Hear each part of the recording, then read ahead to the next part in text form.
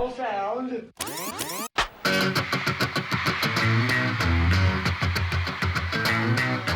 Australia got its own sound in the 60s. From the migrant heartbeat of the suburbs.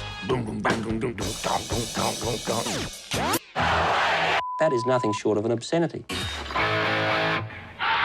Over the airwaves came its rebellious call, and soon the whole world was listening. This could be our next big band. You just feel it. They were a machine. This is it, folks. It's the sound. Over the top.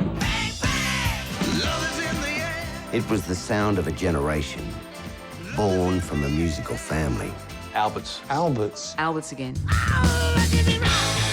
The sound that killed the cultural cringe. And are you going to change your style much? We ain't gonna change for nobody.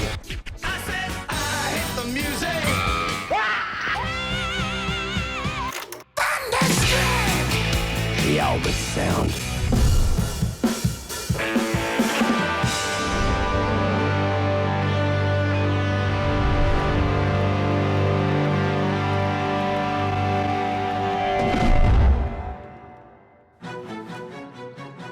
An Australian sound.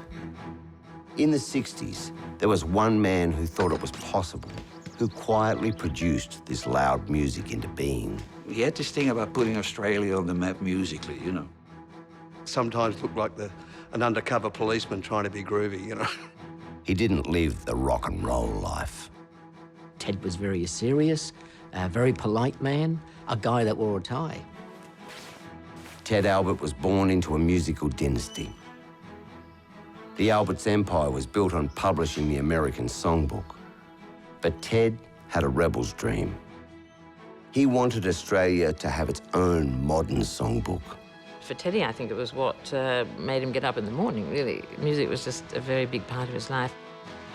He would nurture a wild bunch of migrant working-class kids into a musical dynasty. And together they would create a sound that would capture the world. He didn't seem to be a person who crumbled under cannon fire. He said, I love your sound.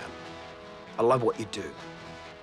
I thought, Jesus, here's a bloke that looks like he could be running a bank. And I just thought, he understands. He gets it. Ted became a board member of the Alberts Company at age 25. And in his first meeting, he began his life's work. Board minutes, 1963. Mr. Ted Albert said he would like the company to begin to produce records and to explore the idea of an Australian sound of popular music. There wasn't much to explore in 1963. Our parents' taste in music had never been so bad.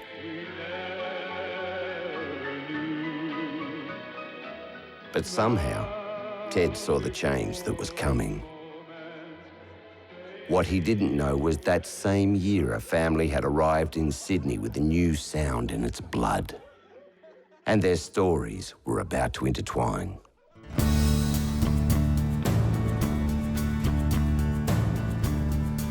They came from the working-class streets of Glasgow. Three of the greatest guitarists and songwriters in music history from the one family, George, Malcolm, and Angus Young. They hailed from the post-war scheme of Cranhill.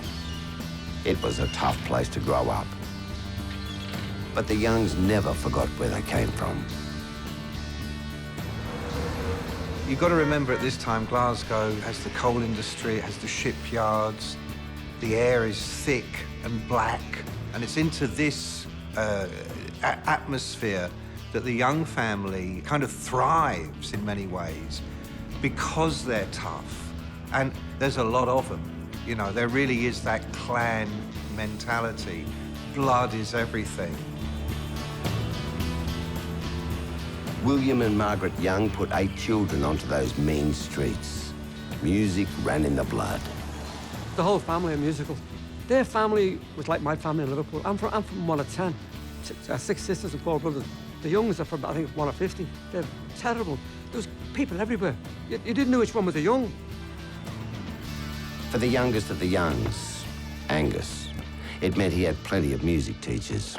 Each brother I had kind of would show you a little bits of, you know, music or what they liked. And even my oldest brother, Stevie, was trying to put me behind the piano, trying to show him, no, you do it like this with these fingers. You play this way, you know.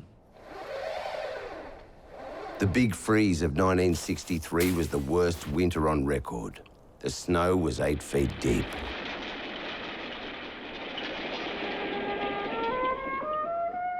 At the same time, an ad appeared on the telly offering a different life. Come over to the sunny side now. Australia, a great place for families. Australia was being sold to the British public as a paradise. They've never had snow in Australia. It never rains in Australia. You have Christmas Day on the beach. You could be on your way to a sunnier future in the new year. The ad tipped the balance. The Youngs opted for Australia. The Crown Hill School yearbook records the day they left. 15 of the Youngs left Scotland, bound for Botany Bay. 7-year-old Angus promptly vomited on arrival. So we gets off the plane in Sydney. I looked around and I said to my wife, there's not a soul in this country knows me. It's a weird feeling, no friends, no one. Drummer Snowy Fleet arrived from Liverpool with his wife and daughter around the same time. Got on a bus and my missus going, oh, look at the palm trees, aren't they nice? You know, and all it was all beautiful. But as we drove out of the city and we started to get in the bush, we didn't know where we were. And all I could hear were all these things making noises, crickets and God knows what. I thought, we're in the jungle. You know, it was that bad.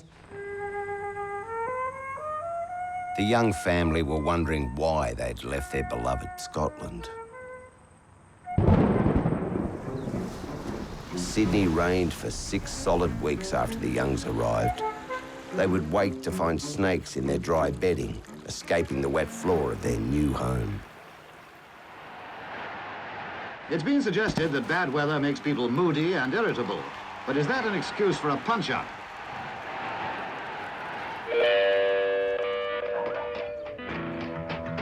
By day, the Aussies came round looking for a fight.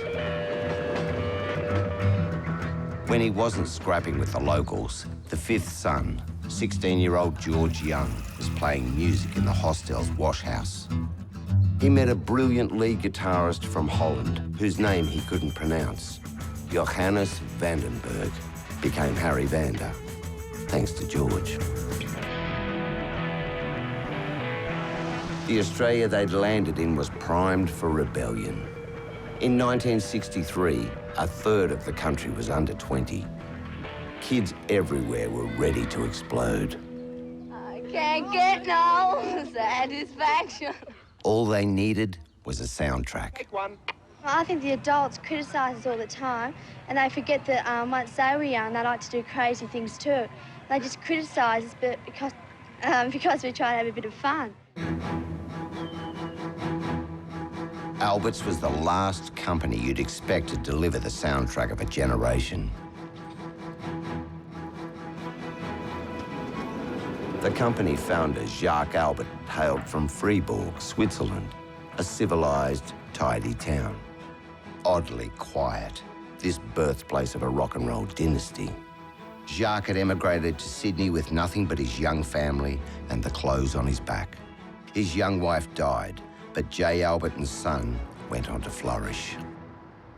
Almost a century later, the company headquarters still felt a little old school. Fifa Riccobono was just 16 when she started as a secretary. One day, she would run the company. All of this was so alien to me, and they had all these beautiful old paintings of, like, Frank Albert and his father Jacques, the founder, and they used to just be behind you in the accounts department, and they'd be just staring at you. And it was this really eerie feeling that you were being looked at.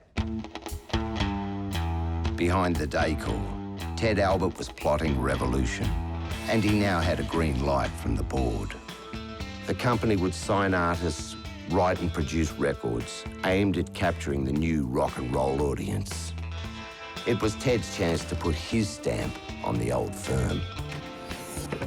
Quite amazing when you think that their biggest selling things when Ted took over was the Boomerang Songbook and the harmonicas, you know, and here we are with the Beatles and everything else going on around you. Who the hell wants a songbook and a harmonica? Well, I get up in the morning, get something to eat now. Or I go to work, I just so free. I come home in the evening and go still in bed. Got a man that got what you gonna do? Now that I'm sick and tired of that, now we do what I know. Ted's first signing was Billy Thorpe and the Aztecs, who took their manager's mum along to help clinch the deal. In those days, you didn't really understand the way it worked. You just wanted to be a pop star. You wanted girls to scream at you when you went out. You wanted to be famous, and you wanted a #1 hit record. That's it. Whoever could bring you that, yeah, I'll sign there. When the Beatles toured Australia in 1964, Thorpe and the Aztecs kept the Beatles from the #1 spot in the charts, an unimagined feat for an Australian band. I'm telling you, pop that jive. Don't wanna find yourself outside on the track. What you gonna They were still dressing British while sounding American, but change was on the way.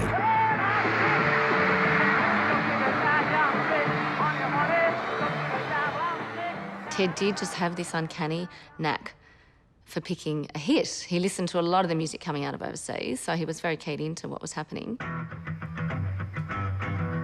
Out on the edge of suburbia, the sound Ted was searching for was coming together.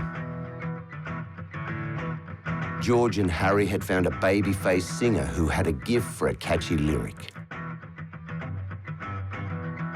Now all they needed was a drummer. He put a note on my door. He said, "You're from Liverpool, I believe you play the drums." They played me the music that they was used to. I said, "How about some of the stuff that I was listening to in Liverpool?" I brought all my records out. Played, and George went, "Yes." He loved the beat, George. They called themselves the Easybeats, and within months they were playing big gigs like Surf City in King's Cross.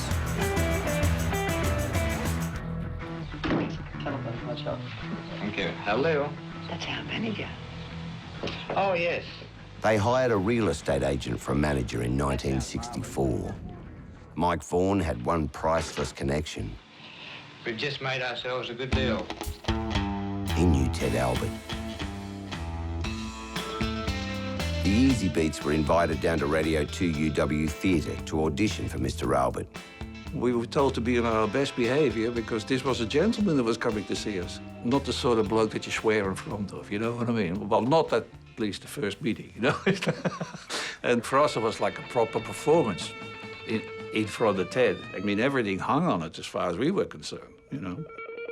It was the meeting of two clans for the Youngs and the Alberts. Ted was down on his hands and knees tinkering with microphones and just doing all sorts of things, playing with the music, and George really clocked that.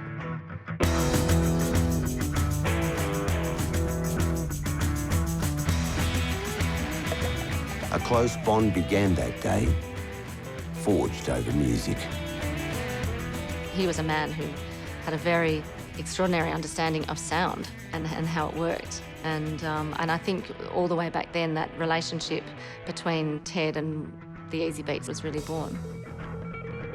The fuse was lit for some of the greatest music Australia would ever produce, written and performed by 16-year-old kids. #1 in riffs that you can't play without a cheeky smile on your face. Even when you play it wrong.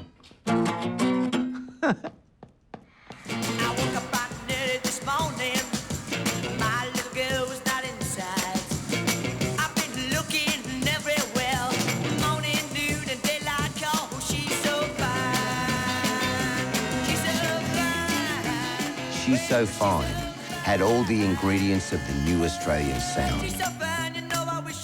A formula that would define the Easybeats and reach its zenith in AC/DC. But I've loved that woman like I never before. 'Cause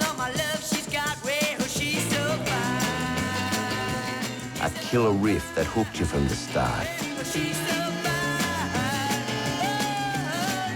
A guitarist who could summon the heavens.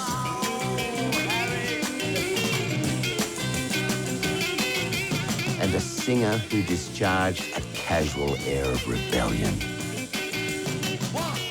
You look at a singer and a performer like that and you think, he's having infinitely more fun than anyone else, and I want to be that guy.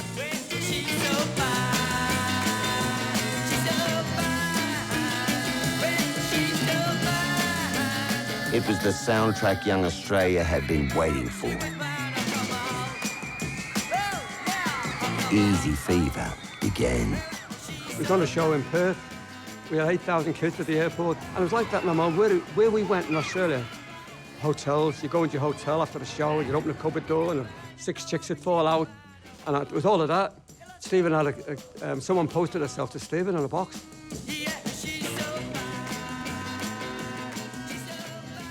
Yeah, they've got real good sound. I think they're fantastic. Oh, I simply adore little Stevie. Yes, it's only 17, they write their own records.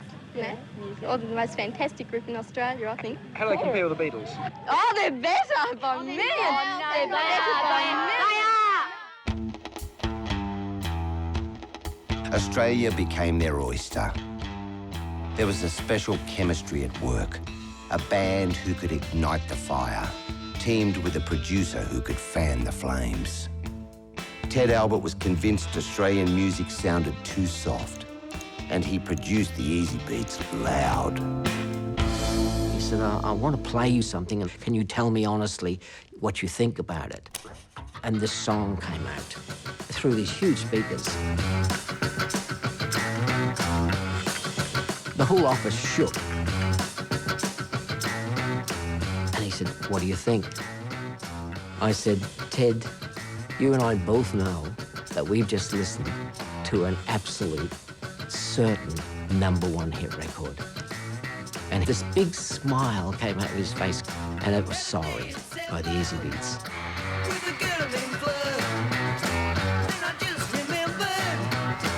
Had a date with her. Sorry was the first Australian single recorded with feedback before the Beatles or the Stones.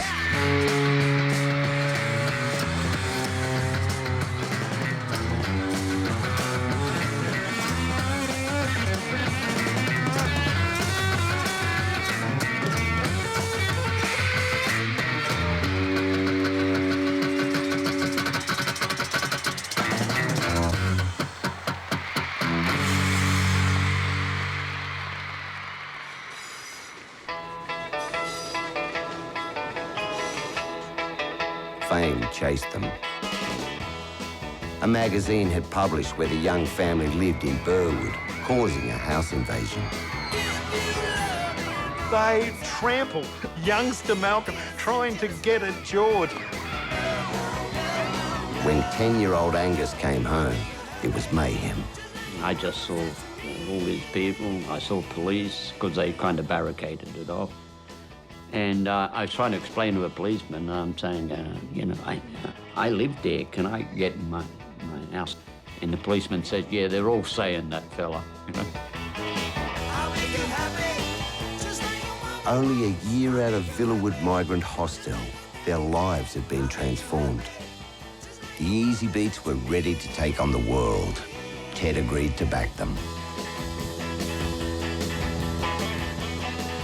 He sent Easybeats manager Mike Vaughan to New York to score a worldwide record deal. Mike stayed with Aussie journalist Lillian Roxon, who fell in love with the Easybeats and with Mike's mission. The suspense is killing me. Will this simple, unspoilt young man from Strathfield, New South Wales swing the biggest deal in Australian showbiz history and become the new Brian Epstein? Will the Easybeats show the Yanks what music really is, or will they fade away into obscurity in North Cunnamulla?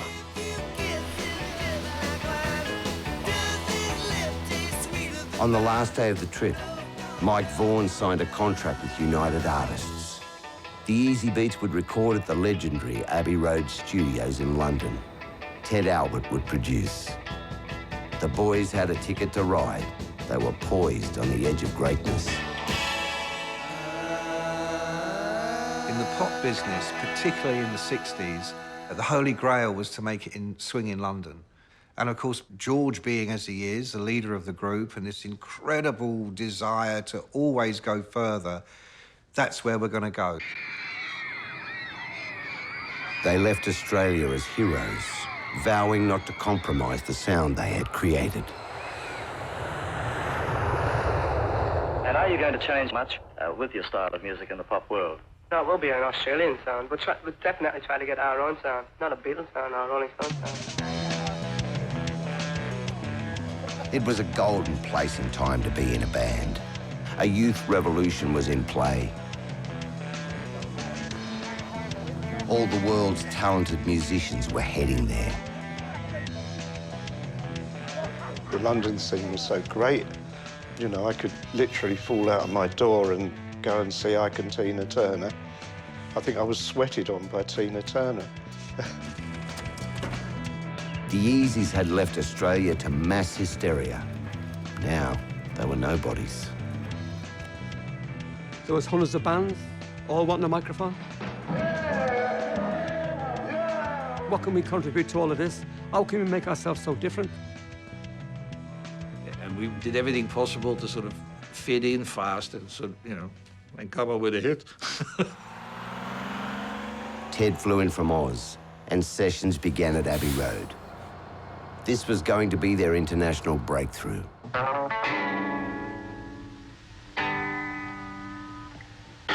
But for the first time, Ted and the Easybeats didn't deliver a hit.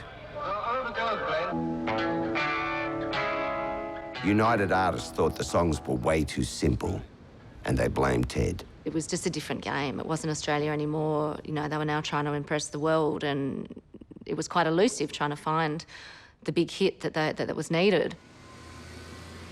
The record company decided a new producer was the answer. So Ted flew home, and a new chapter began. I imagine that would have been hard for him because I think he was so inextricably intertwined with everything the Easybeats had done, the surge, the energy, the sound of them. But Ted wasn't the type to wallow in self-pity. Back in Sydney, his search for an Australian sound continued as he signed and recorded caveman rockers The Throb and The Missing Links. So we were out there, you know, donk, donk, donk, donk, donk, donk, yeah, thumping and bashing.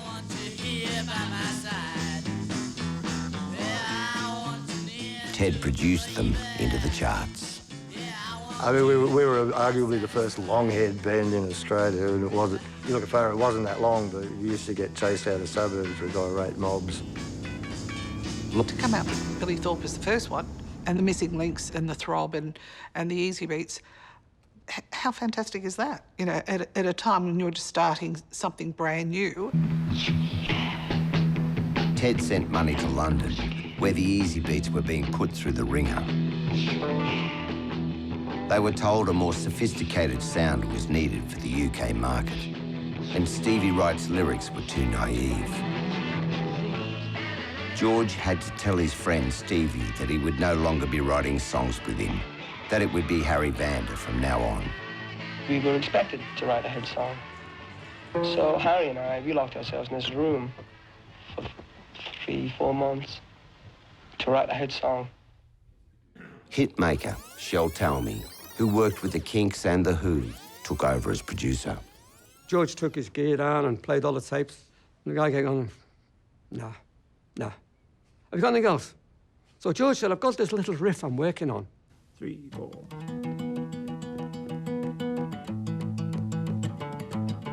Just a riff, nothing else.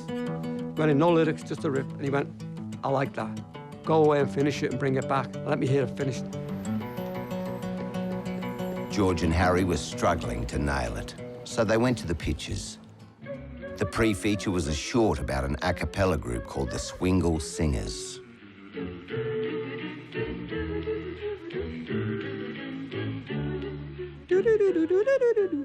All this stuff. And George went, wow. Went back, and that's where the doo-doo-doos come from. George had nailed it. Monday morning feels so bad. Everybody seems to nag. Went back to see this guy and said, what do you think of this? He went, beautiful, let's record it. We went in the studio a while after. We took one take on it, one take.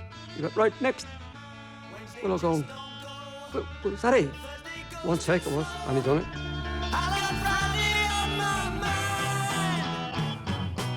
Friday on My Mind was released on October 14th, 1966, along with 63 other singles that came out that same day. She looks fine tonight. She is out of sight to me. The BBC initially overlooked it. Pirate radio stations championed it, where a good many Aussie DJs worked.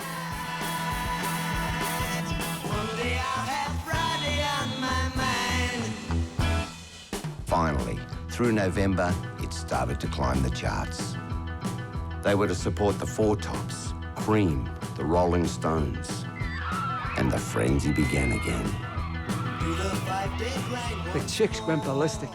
This big woman ran out and she dived straight on top of me. And she said, I've got you down, but I don't know what to do with you. I said, well, think of something. I wasn't getting up. I said, no way, I'm staying here. They brought the curtain down. We couldn't play, they brought the curtain down. Now, this is unbelievable. You know, this is England. This is not Australia, this is England. Friday gave the Easybeats around the world ticket to fame.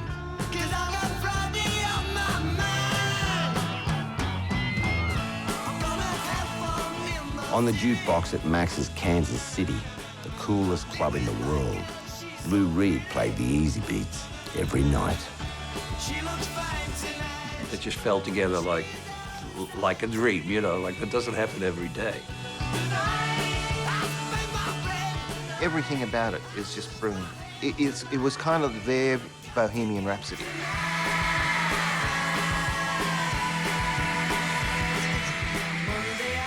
Amidst the mayhem, George wrote to his brothers back home. Dear Mal and Angus, we're having a pretty crazy time here. Great to hear that Friday has gone to #1 in Australia. It's top 20 in the good old USA, where we are now. It's meant our lives have been pretty wild. News of George's success was music to Ted Albert's ears, but he was already laying plans for the next generation of youngs. When he visited the family home one day, he heard something that caught his attention. My father would say, oh, you know, the heads of their record companies coming, you better all behave, you know, so you'd be very kind of quiet and, you know. And Ted was quite a tall man and we were all very small, so you were all kind of looking like this, you know. And he said, I heard some guitar playing. And my father said, oh, that's the two boys who'll be playing away and you know. So, and Ted said to my dad, if they ever want to do something, send them to me. Ted wasn't just nurturing rock talent. He was also looking for pop. But he looked in different places. When a backhoe operator called Ted Mulry appeared with a guitar and a love song, he was welcomed to the family. Ted Mulry wandered into Albert's off the back of his backhoe. He brought in his own song, Julia, which was a great success. Julia went to #5 in the charts in 1969. The first of 7 top 10 singles Mulry would record with the Alberts.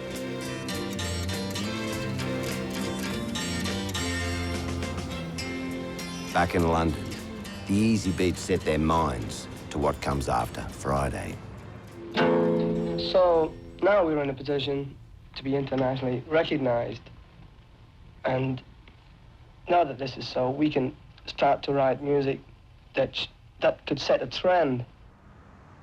Ted Albert dispatched the then 21-year-old budding filmmaker Peter Clifton to capture George and Harry's efforts for a follow-up hit. I wanted drama, and when they started recording Heaven and Hell, and they did the high sweet note for heaven and the deep bass ugly note for hell, I could tell then on my handheld cameras, by going one to the other, this was a perfect metaphor for rock and roll. listen. Try and get more jangly effect. Very heavenish. So it doesn't sound like heaven.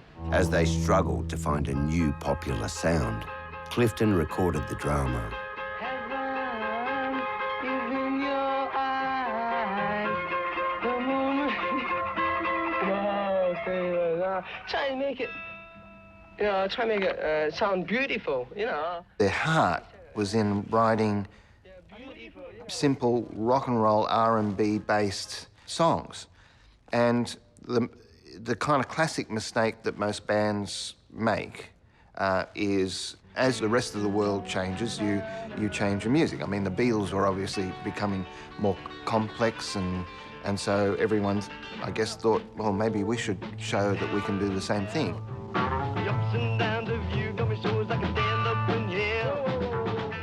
Started to change our style.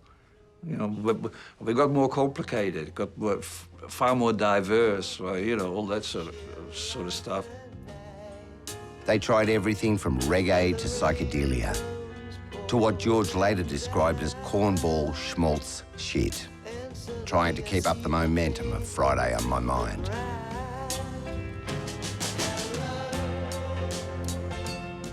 We gave him Hello, How Are You, which was like, a soggy bloody ballad. By this time, nobody knew who the damn Easybeats were, And then there was Jimi Hendrix doing his thing and all that, so, we were toast.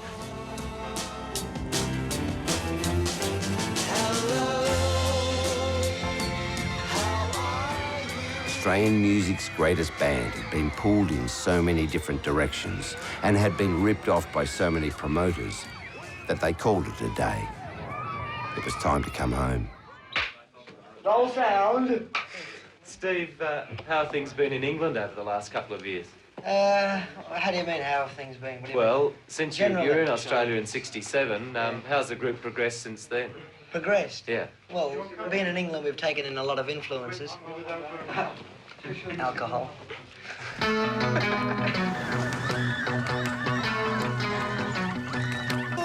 As they started their last tour to pay off their debts, they released a song that showed everyone how brilliant they could be. And this is what I'm gonna do. I'm gonna put a goal to you. 'Cause I feel Good times would become the motto for Albert's music in the decades to come.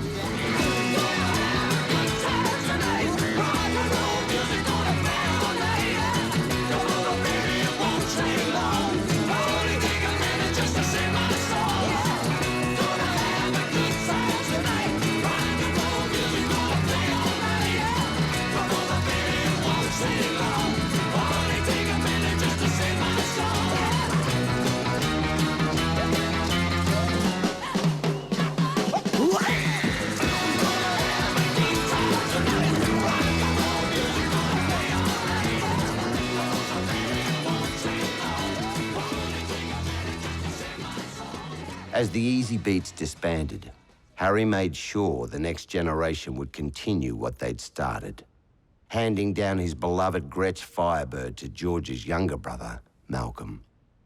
It was a nice guitar, but I didn't use it a lot. And Mel, the bloody thing he was playing was falling apart, it's terrible.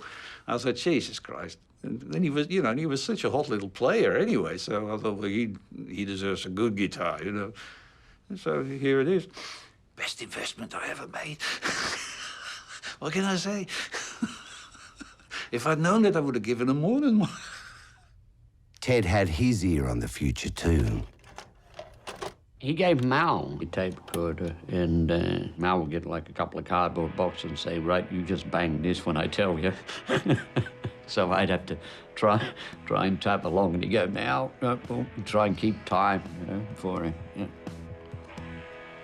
So, he used it well. So he got a lot of his early ideas, fiddling about with that tape recorder. George and Harry returned to London to try their hand at becoming songwriters for hire.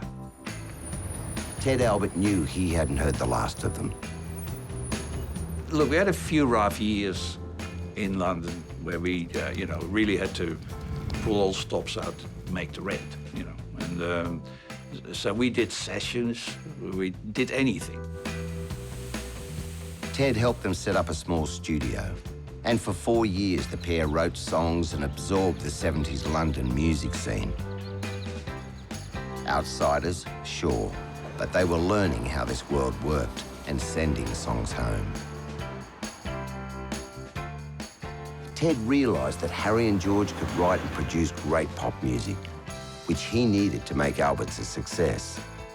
And so a new idea began to dawn. We were getting a lot of experience as writers by being the all-rounders that it did make us. We got to a point where, you know, are you on a jazz song? Sure, here's your jazz song. You know, oh, you want a really gooey ballad? Sure, here's, you know. Are you on a rock song? Bang, you know. We got really good at that. In Sydney, Ted Mulry needed another hit.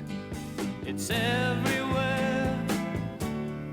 Ted Albert had him try out one of George and Harry's demos. Singer and song connected immediately.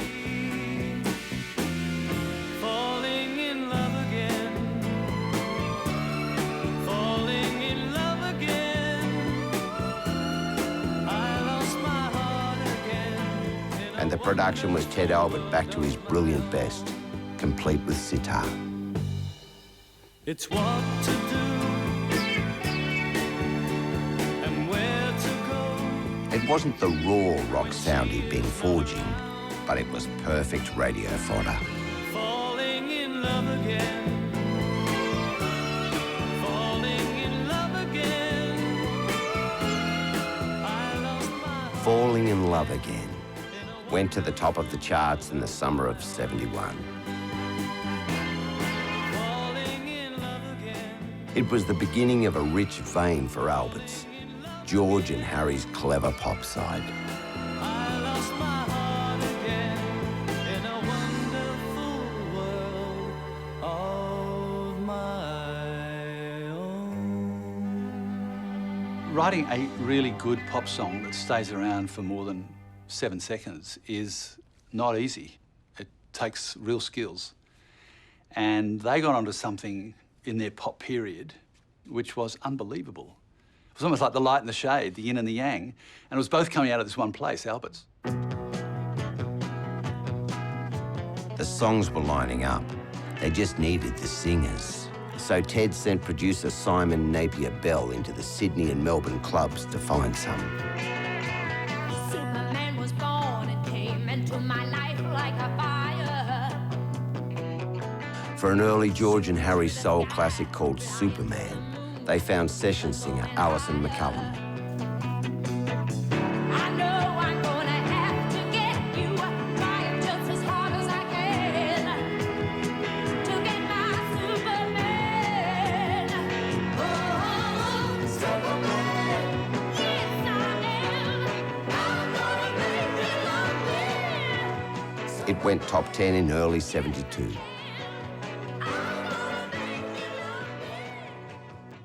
A lot of times, songs come up that really don't suit anybody, so they just sit on the shelf until somebody turns up who can sing them.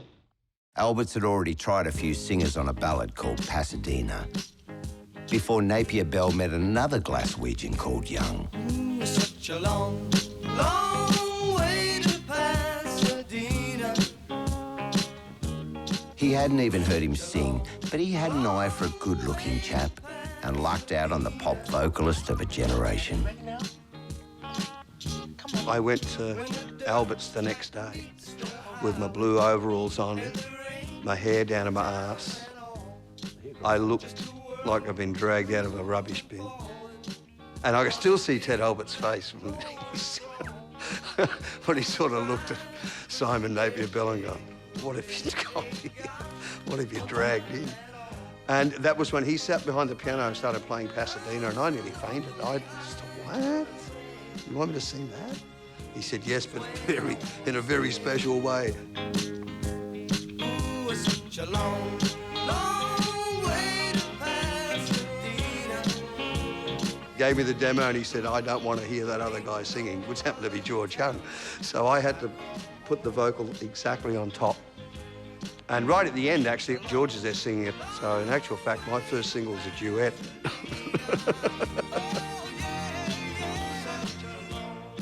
The Albert stable of artists was building, and Ted gave a young FIFA Riccobono the task of looking after them. She would get their music onto radio, TV, and concerts. FIFA became the first female executive in Australian rock and roll history and learned to be just as tough as the boys. I don't think there was one day that I didn't enjoy. I loved the fights I used to have to get into, especially if I won. And I knew that Ted was there, you know, as my backup. And when things didn't go right, he didn't, you know, lose it. Ted was gathering his forces, but more than any artist, he wanted his key generals around him. As George and Harry neared the end of their rope in London, Ted threw them a lifeline that would change the course of our musical history. Ted still hadn't given up on his dream of establishing this production company and music house that was going to set the world on fire, you know, and he actually wanted to go in business with us. And so he was thinking, so how am I going to get these guys back to Australia? Well, he made us an offer we couldn't refuse. It was a handshake deal. No lawyers, no signatures, just a shared understanding. George and Harry returned to Sydney in 1973 with production nous and the studio tans to match. They would run the new Albert studio, find and produce talent, and split the profits equally with Ted. They later said it was like falling into a gold mine.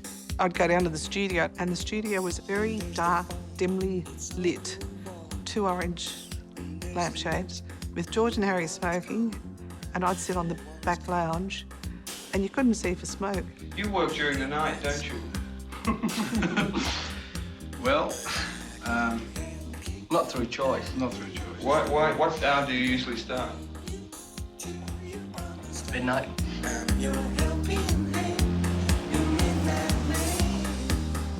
Music's 5 parts sweat and 5 parts fairy dust. And they really had the sweat stuff down well. I mean, this was a place where you worked.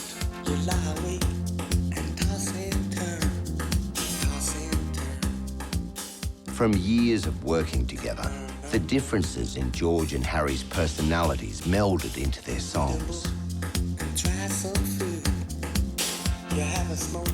It's like heart and soul. George is the heart, Harry's the soul. And so George is an absolute machine. You know, George could look at an ashtray and make it play music. And that was the way, you know, George would push ahead and push ahead.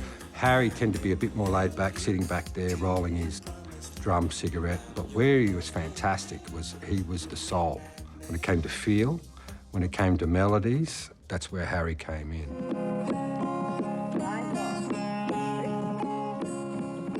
The music scene in Australia had been hijacked by hippies in George and Harry's absence. Unfortunately, then something called flower power came up.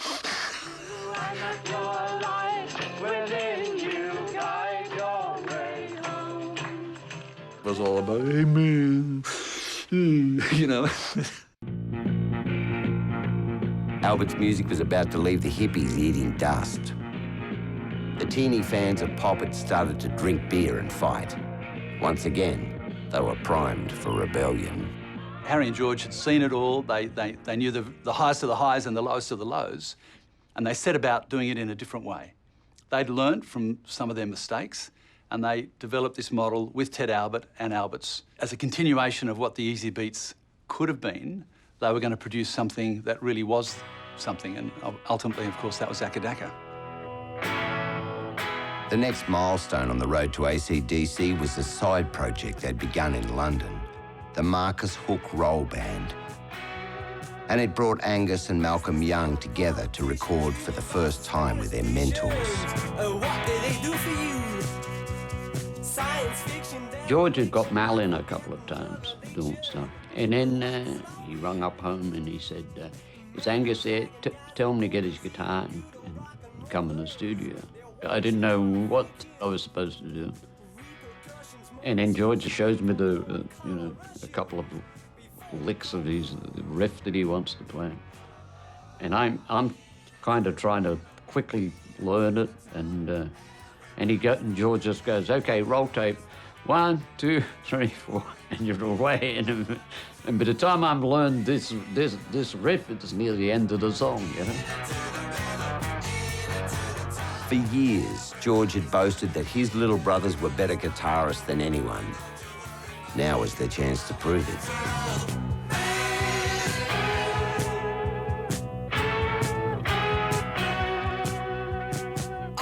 George is a very self-assured guy. But if there were two guys even more self-assured than George, even tougher than George, even more defiant than George, it was Malcolm and Angus. On a creative high from the Marcus Hook record, Harry and George approached their biggest project yet. It was a case of unfinished business for the Alberts family, the rock revival of little Stevie Wright. After the demise of the Easybeats, Stevie's career had faltered. Stevie was pretty mixed up, and, you know, he'd never really gotten over the fact that he'd been displaced as the songwriter with George by Harry. There was a lot of stuff there. Ted Albert knew Stevie was still the best rock frontman Australia had ever seen. It was time to re-establish their prodigal son. Harry and George set to work with him, and they came up with a riff that had such swagger, it would stop the country in its tracks. George and Harry had Stevie in the studio, and they started working with him. And Stevie was very much wanting to get back into the limelight, and he loved it. He lived to perform.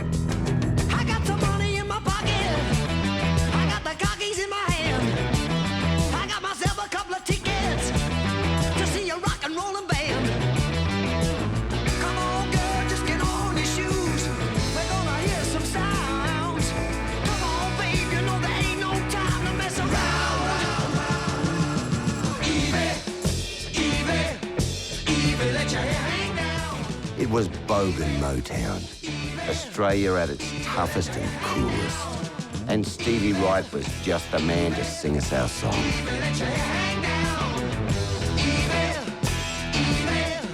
Over the AM radio, the suburbs rocked to Australian music like never before.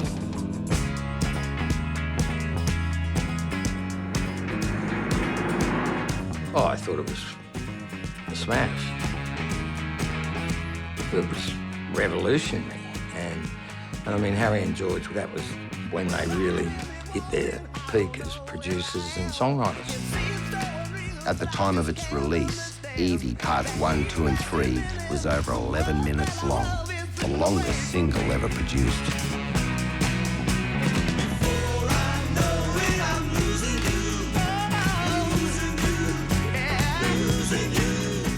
I don't think any of us really thought that the stations would all play 11.25 minutes of it, and they did. And it was, you know, top of the charts for 3/4 of a year. It was a triumphant reboot for George, Harry and Stevie. Flouting the rule book gave Alberts the biggest hit single in Australian history.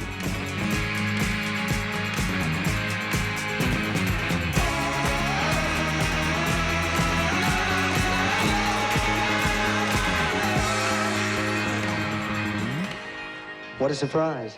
Thank you very much. I'd like to thank Alberts, who put me back in business again, and the guys that wrote Evie.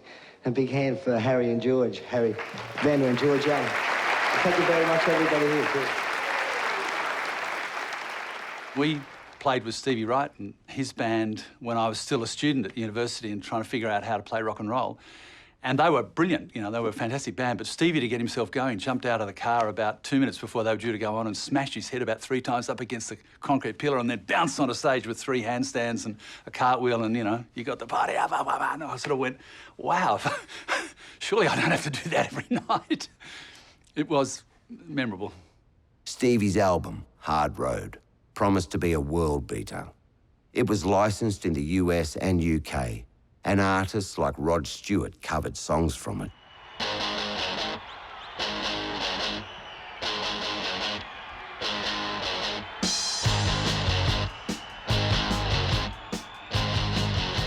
Stevie's next hit single cemented the Alberts' guitar sound. Like George's guitar from the Easybeats, but harder, tougher. It now had a primal urgency, goading the listener to take it on. It was George's younger brother, Malcolm, who stepped up to play rhythm for Stevie on the recording. He was the raw sound of things to come. Malcolm was very gifted. He was just confident, solid player guitar.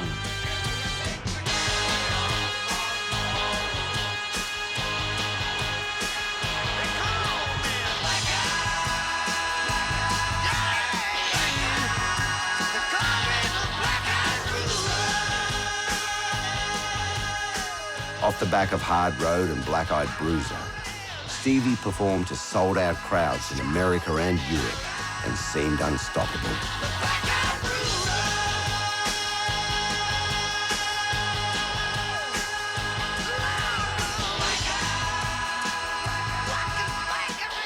But behind the success, Stevie's manager, Michael Chugg, was keeping a terrible secret from the Alberts family. One night I went down to the studio and they were doing the vocals for Black Eyed Bruiser. And I walked past the recording, the vocal booth, and he was doing Smack and then singing. So I walked in the studio and I said to Harry and George, I've had enough of this, come here. And we walked around and they saw what was going on. I just couldn't do it anymore. We had a real shot, like a real shot. He could have been a superstar. It was kind of heady days, and I was wrestling with my own devils at the time.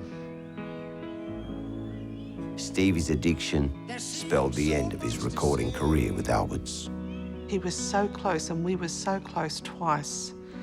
And he was almost about to get what he wanted, and it just fell over.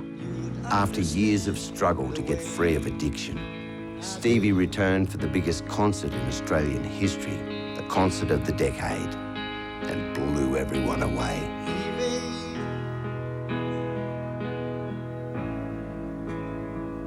Must be a better way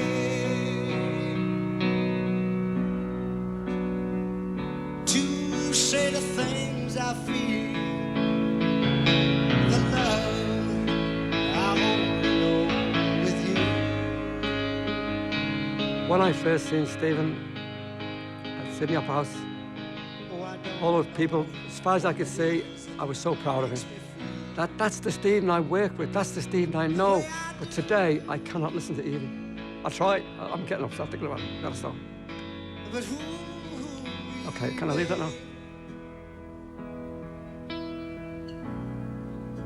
I'm nothing without you.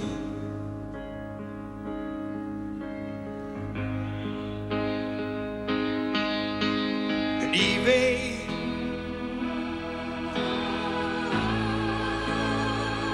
the sun is shining now. It was Stevie's bravest and greatest moment.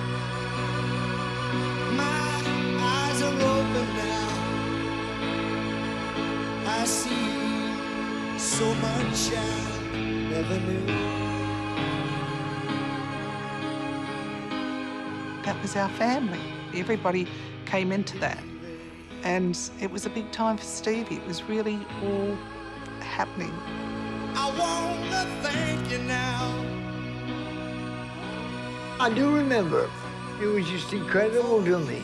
1 minute we're sort of knocking about the hobbles of Sydney, just trying to get a break.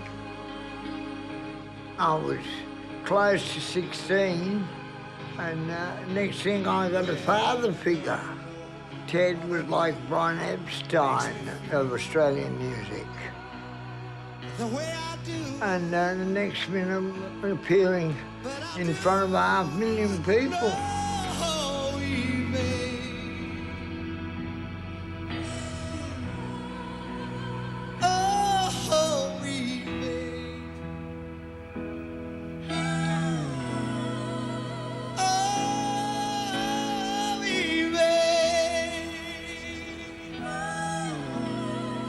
So much in love with you.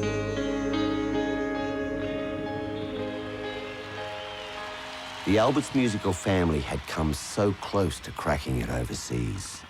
But Ted Albert's work wasn't over. Waiting in the wings was the next generation.